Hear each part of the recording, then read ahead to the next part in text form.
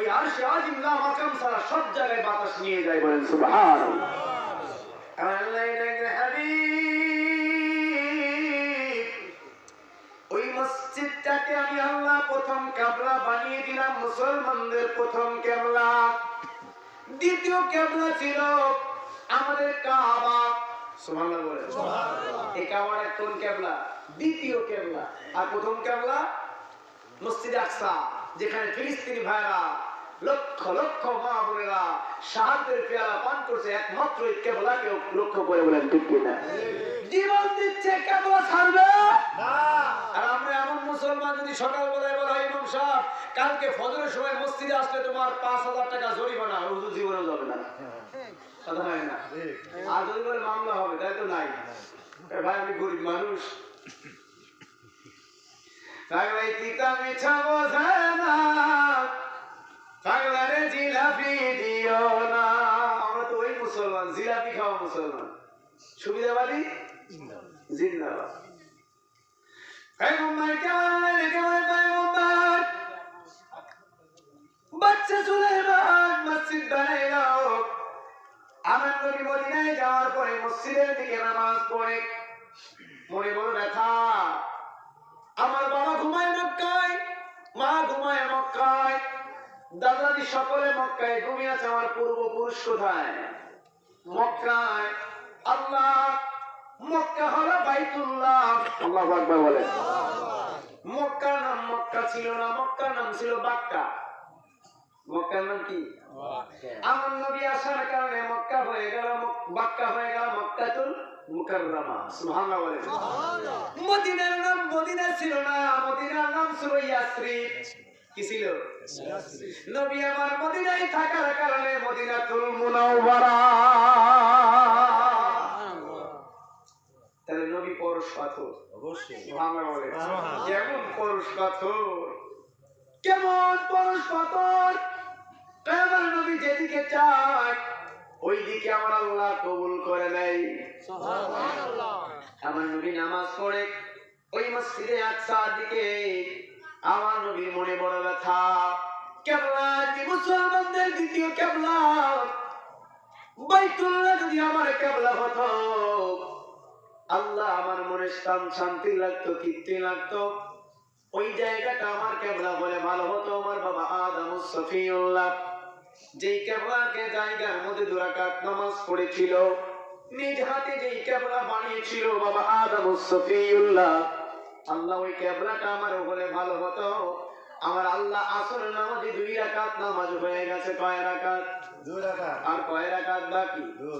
নামাজ পড়ছে নবী পশ্চিম দিকে, কাবা হলো পিছন দিকে। আমার নবীর ডাক দেয় হাবিব, সিজদা দিচ্ছ মক্কা মদিনায়, তোমার কিবলা হলো আরশে আজিম, তুমি এখন বাইতুল মুকাদ্দাসের দিকে তোমার মন নাই, মন হলো কোন দিকে? মক্কার দিকে। ঘোরো, এখন সিজদা মক্কার দিকে হবে। নবী আমার নামাজের মধ্যে পূর্ব দিক থেকে ঘুরা, কোন দিকে? পশ্চিম দিক থেকে ঘুরতে ঘুরতে কোন দিকে? পূর্ব দিকে। সাহাবাদের পিছন দিকে দাঁড়াইলেন, সাহাবারা ওই জায়গার মধ্যে ঘুরা পূর্ব দিক থেকে পশ্চিম দিকে। এখন পশ্চিম দিকে পূর্ব দিকে ঘুরে 2 রাকাত আগে হয়েছে।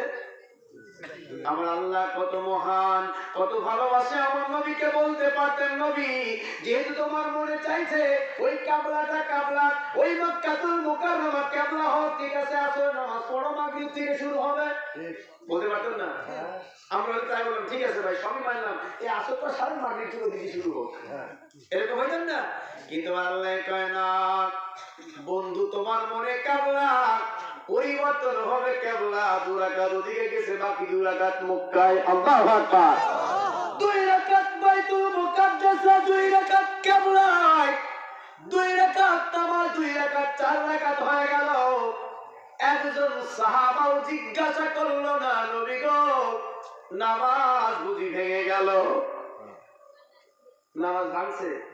ইতিহাস বলে নামাজ ভাঙে নাই। আমার নবী দ্বিতীয়বার নামাজ পড়ে নাই। তাহলে নবী আমার কিবলা। দিকে কেবলা, পূর্ব দিকেও কেবলা, পশ্চিম দিকেও কেবলা। তোমার কেবলা খোঁজা লাগবে না, নবী হলো কাবা। বলেন আল্লাহু আকবার। সাহাবাদেরকে আমার নবী জিজ্ঞাসা করে, ও সাহাবারা, আমি 2 রাকাত পড়লাম মসজিদ আকসার দিকে, 2 রাকাত পড়লাম মক্কা শরীফের দিকে। একটা থেকে একটা হালকা ডিফারেন্স না, উলট পালট, উত্তর দক্ষিণ, উত্তর দক্ষিণ বা পূর্ব পশ্চিম। 2 রাকাত পড়েছি পশ্চিমা, 2 রাকাত কোন দিকে? পূবে। কেউ তো তোমরা আমাকে জিগাইলা না। আমার নবীর সাহাবা বলে, আল্লাহু আলামুন, আল্লাহ রাসূল ভালো জানে, আল্লাহ রাসূল যেই দিকে কাবাও সেই দিকে। মক্কায় 13 বছর, মদিনায় 10 বছর। আমার নবী কখনো বলে নাই আমি সত্য ইসলাম নিয়ে আসছি। যেই দিন ফাতে মক্কা বিজয় হলো, মক্কা শরীফের মধ্যে আমার নবী প্রবেশ করেছে, বলছে ইন্নাল হক ওয়াল হাকাল বাতিল। আল্লাহু আকবার বলেন।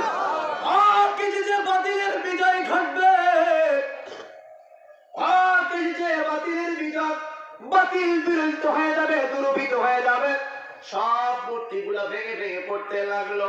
1450 বছর ধরে আমার নবীর সত্য ইসলামটাকে যারা লুকিয়ে রাখার জন্য উমাইয়া ইসলামের মাধ্যম দিয়ে এই কাবার ইসলামকে যারা চূর্ণবিচূর্ণ চূর্ণ করে গোটা পৃথিবীর জমিনের মধ্যে হাসান হুসাইনের গলায় ছুরি লাগায়া যারা জান্নাতের আশা করছে, ওই ইসলামটাকে বাতিল ঘোষণা করে খাজা ফরিদপুরি সত্য ইসলাম নিয়ে আসলেন। বলেন ঠিক কিনা?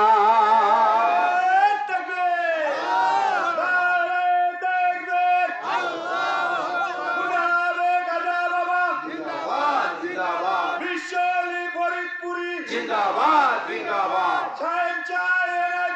জিন্দাবাদ জিন্দাবাদ।